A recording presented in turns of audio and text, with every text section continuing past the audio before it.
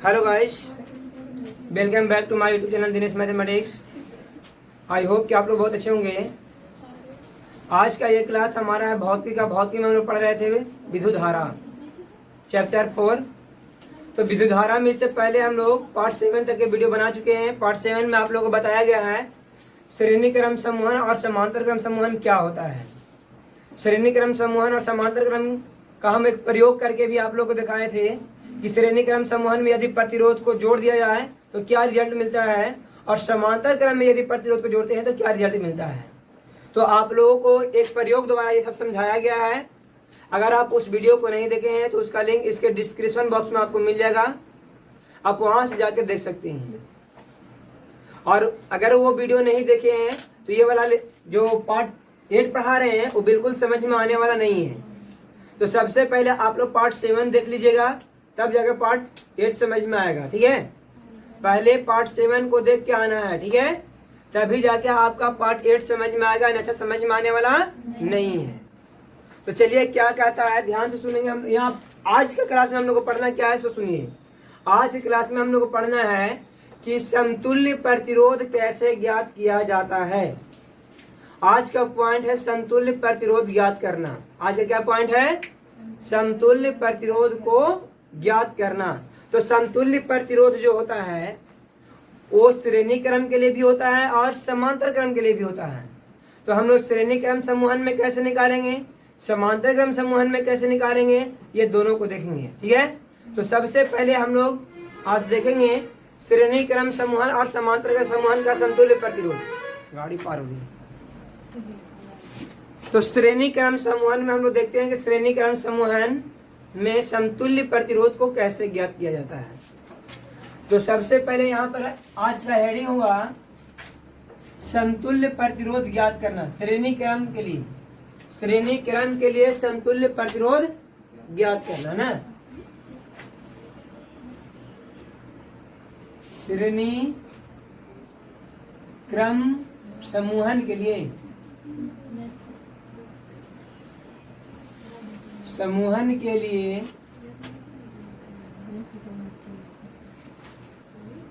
समतुल्य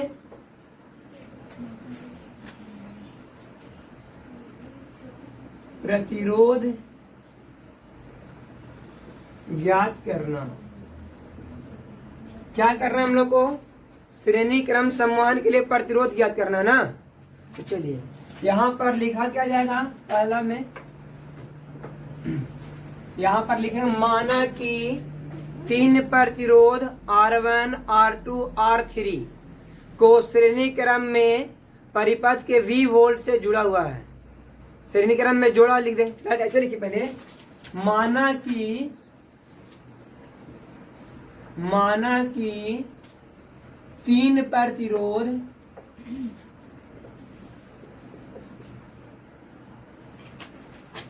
R1, R2 और R3 को श्रेणी क्रम में जोड़ा। सबसे पहले क्या करेंगे, 3 गो प्रतिरोध लेंगे और तीनों प्रतिरोध को श्रेणी क्रम में जोड़ देना है। जैसे कि पिछले वाले वीडियो में आप लोगों को बता दें श्रेणी क्रम में किस प्रकार से जोड़ा जाता है ना, उसी प्रकार से इसको क्या करना है, जोड़ देना है। जो V वोल्ट के बैटरी से जुड़ा हुआ है, कितना वोल्ट के बैटरी से, जो V वोल्ट के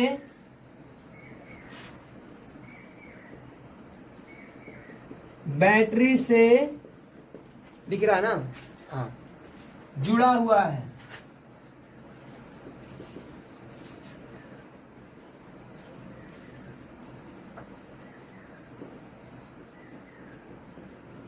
जिसके कारण परिपथ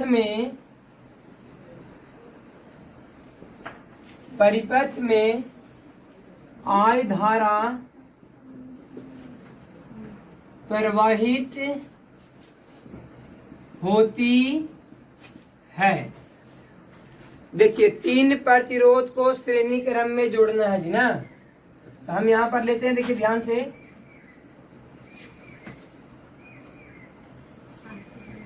ए को लिए, फिर वो यहाँ जोड़ेंगे, दो ले लिए, फिर लेंगे,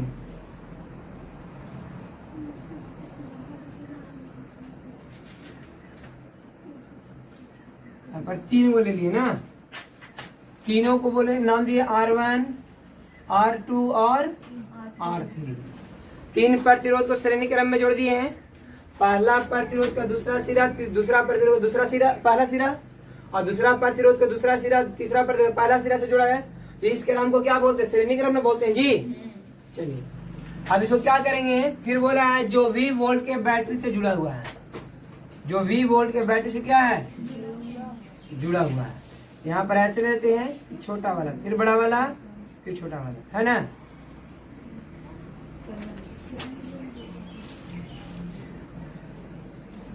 ये V वोल्ट का बैटरी लगा हुआ है, सेल दूंगा ना जी, फिर बैटरी क्या लगा है, सेलों का समूह क्या बोलते हैं, ठीक है। उसके बाद वो है कि जिसके कारण परिपथ में I धारा प्रवाहित हो रही है। कौन धारा प्रवाहित हो रही है? I धारा, I धारा, I धारा। तो यहाँ भी आएगा तो I धारा ना आएगा। यहाँ पर एक चलिए स्विच लगा लेते हैं, ठीक है। स्विच है ये, क्या है? अब देखिए क्या है यहाँ पर, ध्यान से समझिएगा कि यहाँ पर तीन गो प्रतिरोध लगाए हैं, तो तीनों प्रतिरोध का विभवांतर अलग अलग होगा कि नहीं होगा? तो R1 है तो इसको V1 ले लिए, यहाँ से यहाँ तक एक और प्रतिरोध लगा हुआ तो इसका भी विभवांतर अलग होगा, इसको V2 ले लेंगे। क्या ले लेंगे हम लोग? V2। इसके लिए ले लेंगे V3 ले लेंगे। विभवांतर क्या होगा? जब तीन प्रतिरोध अलग अलग होंगे तो उनका बीच का विभवांतर भी अलग अलग होगा, कि वोल्टेज वही रहेगा? अलग अलग होगा। यहाँ पर देखिए क्या लिए, तीन वो प्रतिरोध के ले लिए। अब क्या करें, इसी का समतुल्य एक और परिपथ बना ले रहे हैं, एक और सर्किट का निर्माण कर रहे हैं, जो इन जो तीनों प्रतिरोध जितना उत्पन्न कर रहे हैं, प्रतिरोध ये तीनों उपकरण जितना प्रतिरोध उत्पन्न कर रहे हैं उसमें वो एक अकेले प्रतिरोध उत्पन्न करेगा। जैसे में देखिए यहाँ पर इस प्रकार से,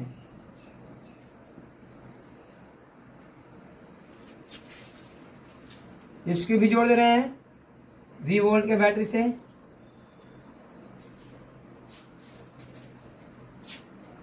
तो धारा आई ना प्रवाहित होगा जी, ये हो गया R, ये हो गया V वोल्ट। यहां पर समझिएगा ध्यान से, क्या बोला गया है कि जितना ये जो R1, R2, R3 जितना प्रतिरोध उत्पन्न कर रहे हैं उतना ही अकेले प्रतिरोध उत्पन्न कर दे रहा है। तो ये श्रेणी क्रम के बराबर है ना, तो इसके लिए इसको बोलते हैं RS लिखते हैं। क्या लिखते हैं? समझ में आ गया? क्या लिखेंगे? RS। अब यहाँ पर चलेंगे हम लोग, इतना तो समझ में आ गया आप लोग को। अब देखिए इससे पीछे वाला वीडियो में एक और बात बताते हैं आप लोग को कि श्रेणी क्रम समूहन में धारा का मान वही रहता है, धारा वही बात है, धारा इससे भी जा रहा है, इससे भी जा रहा है, इससे भी जा रहा है, तो धारा तो वही नहीं जा रहा है, लेकिन वोल्टेज सबका क्या होता है? अलग अलग होता है। वोल्टेज सबका क्या होता है? दिखा देना कि बल्ब जो जल रहा था एगो में थोड़ा ज्यादा इंजोर था, एगो कम था, एगो ज्यादा रोशनी दे रहा है, कम दे रहा था, तो वोल्टेज बदल रहा था तब ना कम बेसी इंजोर था जी। रोशनी कम बेसी कब होता है? जब वोल्टेज कम बेसी होता है। तो वोल्टेज इसमें बढ़ जाता है। वोल्टेज क्या होता है? इसमें कुछ और वोल्टेज है, इसमें कुछ और, इसमें सबसे ज्यादा वोल्टेज इसको मिलेगा, सबसे कम इसको मिलेगा। समझ में आया? तो नहीं आया समझ में? आ गया समझ में। तो यहाँ पर लिखेंगे अब हम लोग, यहाँ पर याद रखिएगा, ध्यान में ये बात को रखिएगा, याद रखिएगा हमेशा कि यहाँ पर वोल्टेज बढ़ जाता है। वोल्टेज क्या होता है? वोल्टेज सब में बढ़ गया है, वोल्टेज इन तीनों में क्या हुआ है? बढ़ गया। याद रहेगा ना, वोल्टेज तीनों में क्या है? बढ़ गया। तो ओम का नियम से, ओम के नियम से, ओम का नियम क्या कहता है कि V बराबर IR होता है। तो यहाँ पर परिपथ R1 के लिए रहे थे, यहाँ पर V1 होगा जी। चलिए पहले इसको लिख लीजिए, इसको V बराबर क्या होता है IR। बोलिए क्या ओम का नियम में पढ़े ना, V बराबर IR कि नहीं पढ़े? V बराबर IR होता है। चलिए अब यहाँ पर लेते हैं परिपथ 1 के लिए, परिपथ 1 के लिए, परिपथ 1 के लिए क्या आएगा? तो V1 IR1 समीकरण, इसमें भी वही होगा ना, धारा तो वही प्रवाहित हो रहा है, लेकिन यहाँ पर प्रतिरोध उत्पन्न कर रहा है R1 और वोल्टेज विभवांतर कितना उत्पन्न हो रहा है? तो V1 बराबर क्या होगा IR1। उसी तरह से V2 के लिए क्या होगा IR2, V3 के लिए क्या होगा IR, समीकरण दूसरा, ये समीकरण इसी प्रकार, इसी प्रकार। कोई दिक्कत है? यहाँ पर क्या हो गया?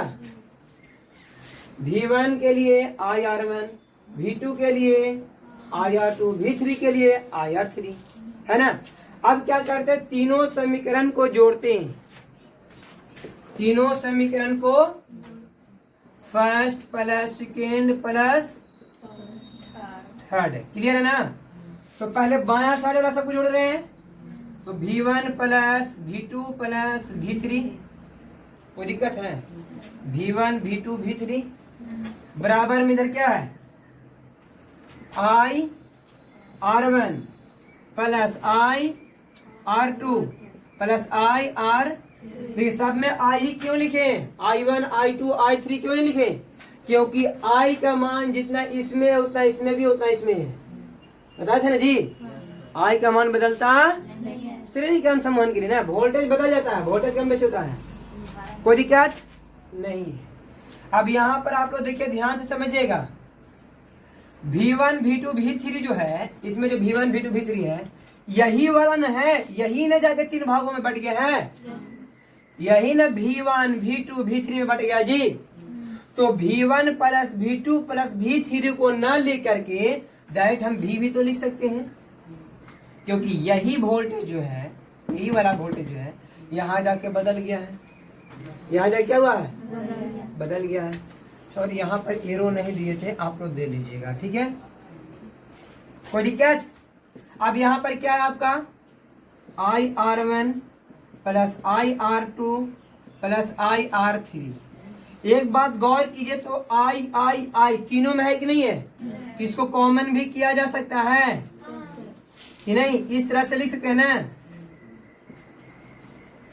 इस तरह से लिख सकते हैं इसको। अच्छा, समीकरण 4 में क्या है जी? इसके अनुसार चलते समीकरण 4 देते हैं। इसका समीकरण 4 क्या देंगे? तो होगा V बराबर IRS, लिख दो। V बराबर क्या होगा IRS, होगा कि नहीं होगा? इसका देता है समीकरण 4। इस प्रतिरोध के लिए आया है ना, V बराबर, इसमें तो और है नहीं कि V1 V2 V3 लिखें, डायरेक्ट V बराबर IRS, क्या लिखेंगे IRS। तो यहाँ पर ले लिए V बराबर IRS। अब यह समीकरण 4 से समीकरण तो V का मान क्या दिया हुआ है? यहाँ पे V का मान क्या दिया हुआ है? तो V को हटा के IRS लिख सकते हैं ना। और यहाँ क्या हो गया IR1 plus R2 plus R3, I से I क्या हो जाएगा? तो IRS बराबर क्या हो गया R1 plus R2 plus R3। और यही बात हम लोग को सिद्ध करना था। देखिए तो हम क्या बोल रहे थे कि जितना प्रतिरोध ये तीनों मिल के कर रहा है उतना प्रतिरोध ये अकेले नहीं कर रहा। देखिए तो तीनों मिल के जितना प्रतिरोध उत्पन्न कर रहा है उतना ये अकेले कर ना दिया, तो एक बराबर तीनों को जोड़ा है ना जी। तो ये तीनों मिल के जितना प्रतिरोध उत्पन्न करेगा वो अकेले इतना कर लेगा। तो इसको बोलते हैं समतुल्य प्रतिरोध। क्या बोलते हैं? समतुल्य प्रतिरोध। क्या होता है? श्रेणी क्रम समूहन के लिए, श्रेणी क्रम समूहन के लिए समतुल्य प्रतिरोध होता है RS बराबर R1 plus R2 plus R3 plus R dot dot dot RN तक। जितना प्रतिरोध लगा सबके जोड़ के बराबर ही अकेले होगा, सबके जोड़ के बराबर ही। तो इस प्रकार से हम लोगों ने क्या देखा, श्रेणी क्रम समूहन में समतुल्य प्रतिरोध इस प्रकार से ज्ञात किया जाता है। अगर वीडियो अच्छे लग रहा हो तो मेरे यूट्यूब चैनल को लाइक करें, शेयर करें और सब्सक्राइब करना बिल्कुल ना भूलें।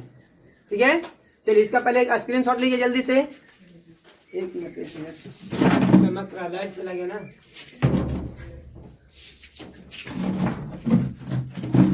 चलिए स्क्रीनशॉट लीजिए।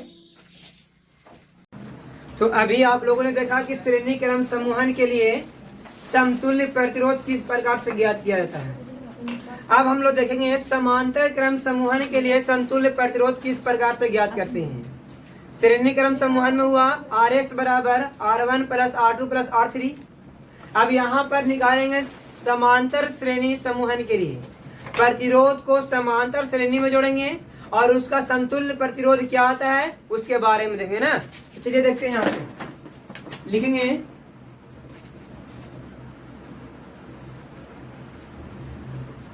समांतर क्रम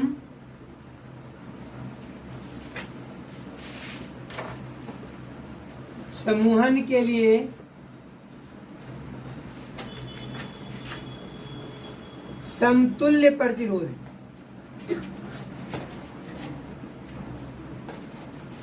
समतुल्य प्रतिरोध किस क्रम में, समांतर क्रम समूहन में ना।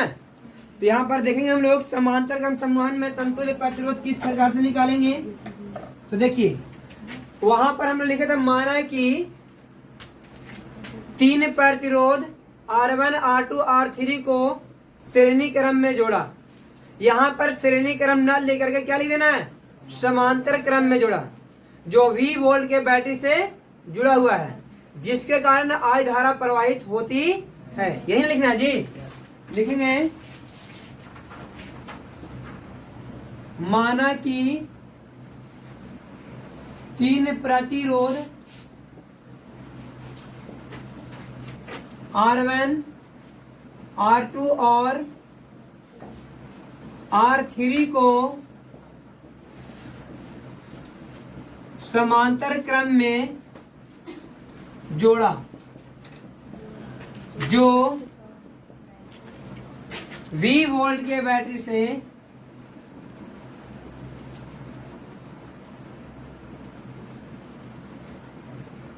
जुड़ा हुआ है,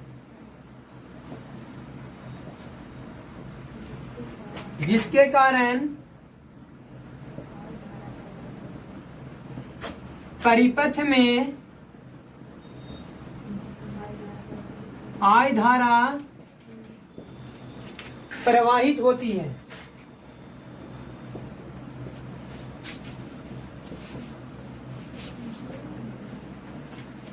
देखिए क्या बोला है यहाँ पर, जो बोला है उसको पहले क्या कर लेना हम लोग को, यहाँ पर लिख लेना, छाप लेना, डायग्राम बना लेना है। क्या बोला है कि माना कि 3 प्रतिरोध R1 R2 R3 को समांतर क्रम में जोड़ा। तो सबसे पहले यहाँ पर 3 को प्रतिरोध लेंगे हम लोग। कितने प्रतिरोध लेंगे, 3। एक होगा इस प्रकार से,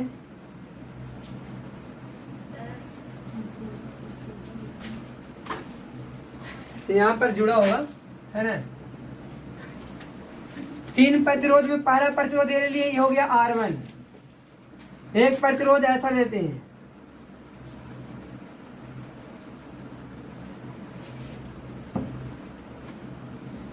ठीक है। एक प्रतिरोध इसका ऊपर लेते हैं,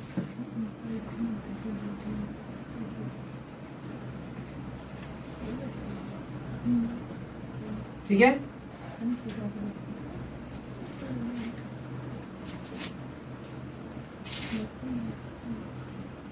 इस प्रकार से ले लिए। 3 प्रतिरोध को क्या किया, R2, ये हो गया R3, R1 R2 R3 ले लिए। अब ये तीनों प्रतिरोध के V वोल्ट के बैटरी वाले से क्या कर देना है, जोड़ देना है, ठीक है।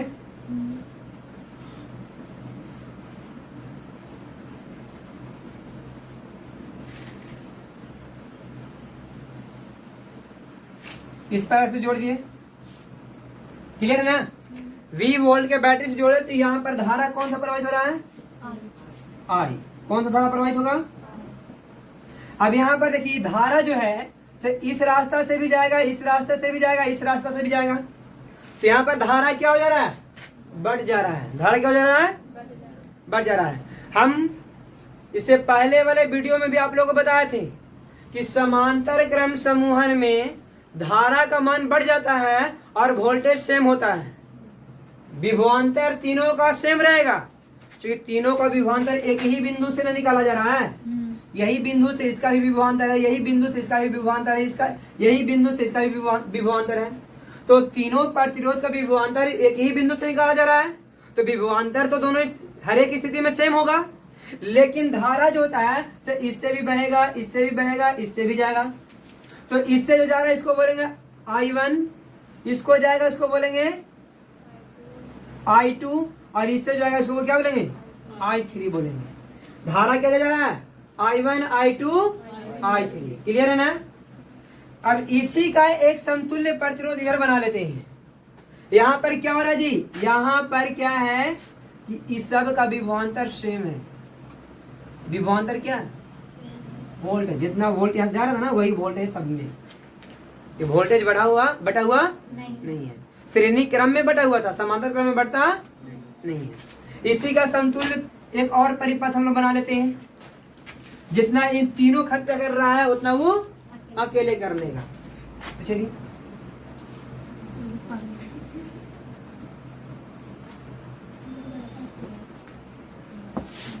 इसमें भी बैटरी लगाते हैं V वोल्ट वाला। तो धारा I ही प्रवाहित होगा जी। यहाँ पर R है, विभवांतर यहाँ भी होगा V प्लस माइनस, यहाँ पर प्लस हो गया माइनस, और फिर ये सब मिल करके यहाँ भी धारा I ही आ रहा है। क्या आ रहा है? चलिए ध्यान दीजिएगा आप लोग। अब यहाँ पर क्या है? ध्यान दीजिएगा कि यहाँ पर धारा बटा हुआ है, वोल्टेज सबका सेम ही है, क्योंकि सब स्थिति में विभवांतर वही बिंदु से निकाला जाए, इससे निकाला इसका है, इसका तीनों का विभवांतर एक ही बिंदु है ना। विभवांतर जो निकालेंगे एक ही बिंदु से निकालेंगे। जब एक ही बिंदु से विभवांतर निकालेंगे तो विभवांतर तीनों का सेम होगा। तीनों का विभवांतर क्या होगा? लेकिन धारा इससे भी बहेगा, इससे भी बहेगा, इससे भी बहेगा। तो धारा जो जा रहा था वो क्या हुआ? बट गया। धारा क्या हो गया है? लेकिन वोल्टेज बटा हुआ नहीं है। तो चलिए अब देखेंगे, यहाँ पर लिखेंगे हम लोग, और इसी का एक समतुल्य परिपथ बनाया। इसी का एक समतुल्य परिपथ बनाया है। अब इसमें प्रतिरोध जो लगा हुआ है उस तीनों के बराबर खर्चा कर लेता है। अब यहाँ पर तीनों समांतर क्रम में है, तो समांतर के लिए आता है पैरेलल। क्या आता है? तो इसका समतुल्य इसलिए RP लेंगे। क्या लेंगे? P मतलब पैरेलल, मतलब समांतर। क्लियर है? तो चलिए यहाँ पर लिखते हैं ओम का नियम से। ओम का नियम से। अच्छा, ओम के नियम में क्या पढ़े? V बराबर IR पढ़े थे। तो I बराबर क्या होगा? R बटा V। यही होगा जी। अरे V बराबर IR पढ़े हैं। और एक मिनट हाँ ठीक तो है। क्या I बराबर है जी?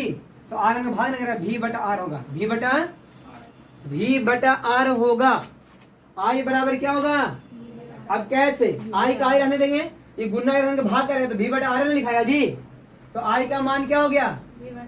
V बटा R। ये ओम का नियम से आया। किस है? तो यहाँ पर क्या लेंगे? धारा 1 के लिए क्या होगा? V बटा R1 होगा, और V बटा अच्छा I2 के लिए V बटा R2, I3 के लिए V बटा I3। इस समीकरण 1, समीकरण 2 और समीकरण 3। क्लियर है ना? अब यहाँ पर देखिए जो समतुल्य प्रतिरोध हम लोग लिए थे, उस समतुल्य प्रतिरोध में क्या होगा? I बराबर क्या हो जाएगा? V बटा RP। V बटा क्या हो जाएगा? RP ही होगा ना। चलिए अब यहाँ देखिए, यहाँ पर हम बनाते हैं, सॉल्व कर रहे हैं, देखिएगा समझिएगा ना। यहाँ हम लोग लिख सकते हैं तीनों समीकरण के जोड़, इस समीकरण 4 है जी, क्या है, तीनों समीकरण के जोड़ने पर समीकरण 1 प्लस समीकरण 2 प्लस समीकरण 3, तो जोड़िए, तो यहां हो जाएगा I1 plus I2 plus I3, I1 I2 I3 तीनों जुड़ गया ना। अब इधर क्या जुटेगा, V बटा R1 प्लस V बटा R2 प्लस V बटा R3, यही जुटेगा। चलिए यहां पर I बराबर क्या है, ये जो I है यही वाला I ने बटा हुआ है जी, यही वाला I ने बटा हुआ है। तो ये I, ये तीनों I को ना लिखा जाएगा, पूरा I लिखते हैं। अब पूरा I को हटा क्या लिखते हैं, V बटा RP, तो यहां डायरेक्ट लिखते हैं V बटा RP। सब में V है तो V को कॉमन कर देंगे, V जब कॉमन हो जाएंगे तो बचा 1 बटा R1 1 बटा R2 प्लस 1 बटा R3, ये V से भी कैंसिल हो गया। तो यहाँ क्या बचा, 1 बटा RP बचा, 1 बटा बराबर में इधर क्या होगा 1 बटा R1 प्लस 1 बटा R2 प्लस 1 बटा R3। और यही हम लोग को प्रूव करना था, ये करना था। अगर आप लोग से पूछ दिया जाए कि समांतर क्रम समूहन के लिए समतुल्य प्रतिरोध कैसे ज्ञात करते हैं, तो आप इस प्रकार से लिख करके दिखा सकते हैं। ओके, समझ में आ गया आप लोग को? चलिए इसका एक स्क्रीनशॉट लीजिए, फिर से एक बार इसको समझा देंगे आप लोग को, ठीक है। देखिए एक बार फिर से यहाँ सुन लीजिए ध्यान से। बोला है कि समांतर क्रम समूहन के लिए समतुल्य प्रतिरोध, तो माना कि 3 प्रतिरोध R1 R2 R3 को हम लोग समांतर क्रम में जोड़ दिए। लाइट चला गया।